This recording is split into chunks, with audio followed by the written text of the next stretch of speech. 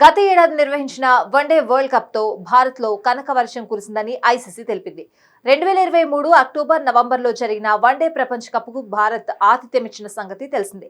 ఈ mega event Bharat లో 11,637 కోట్ల ఆర్థిక ప్రయోజనాన్ని కలిగించిందని, విదేశీ పర్యాటకులతో పర్యాటక రంగం పెద్ద ఎత్తున లాభపడిందని ఐసీసీ పేర్కొంది. ఈ విషయాన్ని ఐసీసీ సీఈఓ జెఫ్ అలాజైస్ ఓ ప్రకటనలో తెలిపారు. క్రికెట్ కు ఉన్న ఆర్థిక శక్తి ఎలాంటిదో వన్డే వరల్డ్ కప్ నిరూపించింది. ఆతిథ్య భారత్ కు 11,637 కోట్ల ఆర్థిక ప్రయోజనం చేకూర్చింది. ఈ మెగా టోర్నీని వీక్షించేందుకు ప్రపంచ వ్యాప్తంగా భారత్ కు క్రికెట్ అభిమానులు పోటెత్తారు. మ్యాచ్లకు ఆతిథ్యమిచ్చిన నగరాల్లో టూరిజం ద్వారా 7,000 కోట్లకు పైగా ఆదాయం సమకూరింది. ముఖ్యంగా ట్రావెల్, ట్రాన్స్పోర్టేషన్, ఫుడ్, విదేశీ పర్యాటకులతో భారీ ఎత్తున డబ్బులొచ్చాయి అని ఐసీసీ పేర్కొంది. రికార్డ్ స్థాయిలో 12.5 లక్షల మంది మ్యాచ్లను ప్రత్యక్షంగా వీక్షించారని ఐసీసీ తెలిపింది.